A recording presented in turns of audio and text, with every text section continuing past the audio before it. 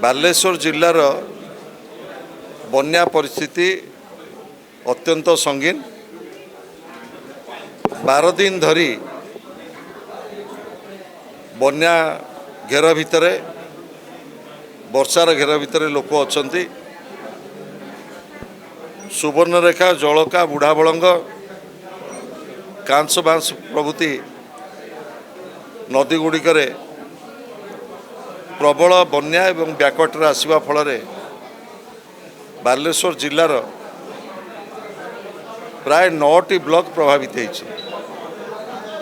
एपर्यंत relief जहाँ पहुँचवा कथा क्षतिग्रस्त लोकों पाखरे से रंधा खाद्य हो, से चूड़ागुड़ हो, चाउल हो एवं पॉलिथिन खंडे मध्य लोक पाइबारु वंचित होइचंती। एवं विशेषकर बालेश्वर चाषीकूल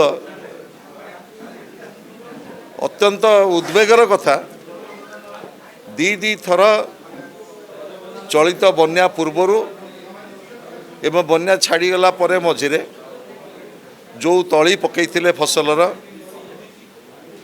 एवं जो रोई थिले ता संपूर्ण भाव में नष्ट हो जाए। मु दाबी करुच्ची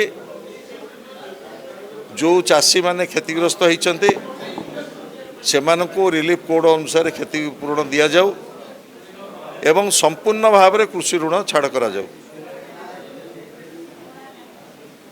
एवं आउ गोटे कथा मु अनुभव कली जेते रिवर सिस्टम बैकवाटर रही अच्छी प्राय 8-10 फुट एलआई पॉइंट अंगनवाड़ी केंद्र स्कूल एवं अत्यावश्यक आरडी रोड हो इरिगेशन एम्बाकमेंट हो प्राय 10 फुट 12 फुट पानी घेर भितर अच्छी।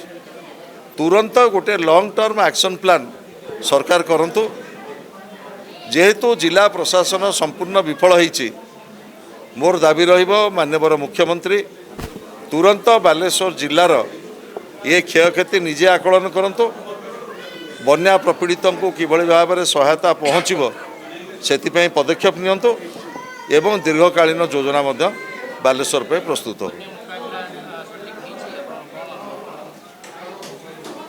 बन्या नियंत्रण करिबारे मोर अनुभव होउची जिला प्रशासन आदौ पूर्व प्रस्तुति नथिले जो एपर्यंत मु बुलिला भितर देखिली इवाकुएसन कोटी हैनी जोटी जीरो कैजुअलिटी कथा कह जाउथला इवाकुएसन कोटी हैनी।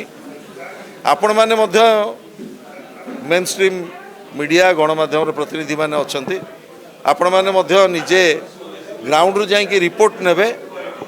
वर्तमान जो फ्री किचन थरे दी थर कि बंद कराई गला काली किछि किछि जगार एबे गोटे पंचायत को जाइथिले 25टा वार्ड प्रत्येक वार्ड को 10 केजी लेखाए जाइछि चूड़ा गुड़।